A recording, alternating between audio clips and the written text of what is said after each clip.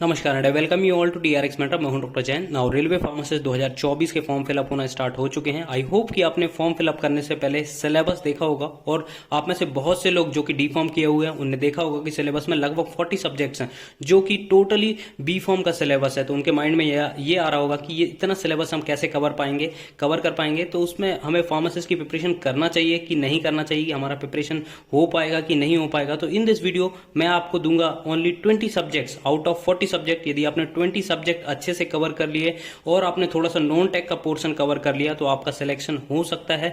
तो चलिए इस वीडियो में डिटेल में डिस्कस करेंगे और मैं आपको डिटेल में बताऊंगा 2019 में एक पोस्ट पे कितने लोगों ने अप्लाई किया था, तो वो डेटा भी मैं आपसे शेयर करूंगा। तो चलिए स्टार्ट करते हैं। बट उससे पहले यदि आपने चैनल को सब्सक्राइब नहीं किया तो चैनल को सब्सक्राइब कर लीजिए सो दैट आपको फार्मेसी से रिलेटेड जितनी भी इंपॉर्टेंट अपडेट है वो मिलती रहेगी। और एडिशनली आप हमारे चैनल को भी ज्वाइन कर सकते हैं जहां पर मात्र 29 रुपीज में आपको मिलेंगे प्रीवियस ईयर के railway pharmacist, ESIC pharmacist, CGHS pharmacist और DSSB फार्मासिस्ट, स्टेट गवर्नमेंट के फार्मासिस्ट के क्वेश्चन पेपर प्रोवाइड कराए जाएंगे। देखिए आपको जरूर से उन क्वेश्चन को, या फिर आपके पास यदि प्रीवियस ईयर के क्वेश्चन पेपर हैं तो उनको जरूर से अटेम्प्ट करके जाइएगा, क्योंकि ये रेलवे फार्मासिस्ट की आई थिंक कि ये लास्ट वैकेंसी होगी आप में से बहुत से लोगों के लिए। आगे का कुछ कह नहीं सकते क्योंकि यही वैकेंसी हम देख रहे हैं कि 2019 के कंपैरिजन में देखें तो बहुत कम वैकेंसी आई हुई है और कंपटीशन भी अच्छा तगड़ा रहने वाला है। तो आप अच्छे से प्रिपेयर करिएगा, उन क्वेश्चन पेपर को भी जरूर देखिएगा।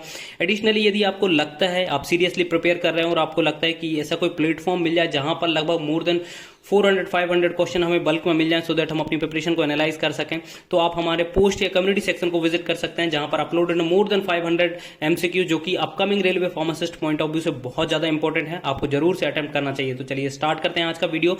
ये देखिए नोटिफिकेशन ओपन किया हुआ मैंने, 2024 का नोटिफिकेशन आ गया था। ठीक है, यदि हम इसकी ओपनिंग की डेट की बात करें तो यहाँ पर 17/8/2024 के से फॉर्म फिलअप होना स्टार्ट हो चुके हैं और इसकी जो लास्ट डेट रहने वाली है 16/9/2024 इसकी लास्ट डेट रहने वाली है। अब यहाँ पर थोड़ा सा आप नंबर्स देख लीजिए। जो वैकेंसी है लगभग 1376 वैकेंसी है यहाँ पर। ठीक है, जिसमें से फार्मासिस्ट की 246 वैकेंसी है। यदि हम इसको कंपेयर करें 2019 के नोटिफिकेशन से तो यहाँ पे आप देख सकते हैं 2019 में लगभग 1937 टोटल पोस्ट थी। ठीक है, 1937 पोस्ट थी टोटल और यहां पर जो फार्मासिस्ट की पोस्ट थी 277 पोस्ट थी। अब इसको कंपेयर करें हम 2024 के नोटिफिकेशन से तो यहां पर आप देख सकते हैं लगभग 600 पोस्ट यहां पर कम है। ठीक है, आप यहां पर देख सकते हैं लगभग 600 पोस्ट यहां पर कम है टोटल पोस्ट में। और यदि हम फार्मासिस्ट की बात करें तो लगभग 30 पोस्ट यहां पर फार्मासिस्ट की कम है। अब मैं आपको थोड़ा सा डेटा देता हूं 2019 में कितना कंपटीशन था। आपने देख लिया 1937 पोस्ट थी और 277 फार्मासिस्ट की थी। तो ये आप देख सकते हैं आर्टिकल पब्लिश किया गया है इंडियन एक्सप्रेस के द्वारा। यहां पर आप देखिए जो फॉर्म फिलअप हुए थे यहां पर already RRB paramedical recruitment exam of 4.39 lakh candidates registered, 62% are female. तो यहां पर आप देख सकते हैं ओवरऑल दिया गया है, पोस्ट वाइज तो नहीं दिया है, बट जो RRB का एग्जाम हुआ था RRB पैरामेडिकल उसमें आप देख सकते हैं मैंने आपको बताया था 1937 पोस्ट थी जिसपे टोटल कैंडिडेट अपीयर हुए। यहां पे आप देख सकते हैं 4,39,000, लगभग 4,39,000। यदि हम देखें एक पोस्ट पे तो लगभग 230 कैंडिडेट एक पोस्ट पे थे। इतना कॉम्पिटिशन था, एक पोस्ट पे 230 में से जब एक नंबर पे आप आए थे तब यहां पर सिलेक्शन हुआ होगा 2019 के नोटिफिकेशन में। अब हम इसको यदि देखें, ठीक है, यदि थोड़ा सा डेटा दे दूं मैं आपको स्टेट वाइज तो यहां पर आप देख सकते हैं जो largest number of candidate applied from the recruitment examination are from state of, सबसे ज्यादा उत्तर प्रदेश थे लगभग 64,596। उसके बाद राजस्थान से अपेयर हुए थे लगभग 62,772, महाराष्ट्र से हुए थे 38,000, केरला से हुए थे 35,000। तो इतने कैंडिडेट, ये मतलब टॉप 4 स्टेट हैं जहां के लोगों ने अप्लाई, जहां पर रेलवे पैरामेडिकल वैकेंसी के लिए अप्लाई किया था। अब हम देख लेते हैं, देखिए 2024 का। तो 2024 में आपने देखा होगा लगभग यहाँ पर 600 पोस्ट कम है और 30 फार्मासिस्ट की पोस्ट की कम है। ठीक है, तो यहाँ पर कॉम्पिटिशन बहुत तगड़ा रहने वाला है। दो रीजन से, पहला तो ये है कि सबसे पहले यदि हम बात करें तो यहां पर ये 5 साल बाद वैकेंसी आई हुई है और दूसरा जो है इसमें ओवर एज कैंडिडेट, जैसे जो मतलब एक मान के चलिए, हालांकि बहुत अच्छा किया उनने कि ओवर एज कैंडिडेट को भी इंक्लूड किया।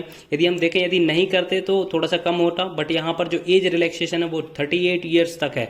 दैट मीन्स कि 38 ईयर तक के यहाँ पर फॉर्म फिलअप कर पाएंगे। तो यहाँ पर कॉम्पिटिशन बहुत ज्यादा तगड़ा रहने वाला है। ठीक है, यदि हम सोचें कि इसका सच में हमारा क्वालिफाई हो पाएगा तो दूसरा जो रीजन आता है कि यहाँ पर सिलेबस आप देखेंगे, सिलेबस बहुत खतरनाक सिलेबस दिया हुआ है। आपने आई होप की सिलेबस देखा होगा।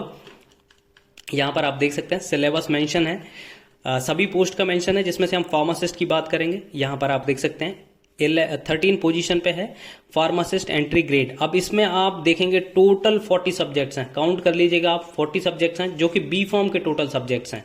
ठीक है, अब इसमें से आप चाहें भी तो आप कितने सब्जेक्ट प्रिपेयर कर पाएंगे? यदि हम सोचें, आपसे बहुत सारे लोगों के यूट्यूब पे भी देखे होंगे कि दो से 3 महीने में कैसे रेलवे फार्मासिस्ट के प्रिपरेशन करें। तो अब देखिए, आप यहाँ से लगभग 40 सब्जेक्ट हैं और आपने 2019 का क्वेश्चन पेपर देखा होगा, तो उसमें से ऐसा नहीं है कि कोई पर्टिकुलर सब्जेक्ट से बहुत ज्यादा क्वेश्चन आए हैं और बहुत कम क्वेश्चन आए। फेयर डिस्ट्रीब्यूशन था क्वेश्चंस का। आप देखेंगे लगभग सभी सब्जेक्ट से 2 या 3 क्वेश्चन आए हुए हैं, 2 या 3। अब यदि हम देखें तो एवरेज यहां पर 40 सब्जेक्ट से, तो आपका जो पैटर्न रहता है 70-30 का रहता है। तो टोटल आपके 70 क्वेश्चन आए थे फार्मेसी से और 30 क्वेश्चन आए थे नॉन टेक्निकल से। तो लगभग यदि हम देखें तो 40 में से हर सब्जेक्ट से लगभग 2 क्वेश्चन आए थे। यदि हम देखें तो लगभग 2 क्वेश्चन आए थे।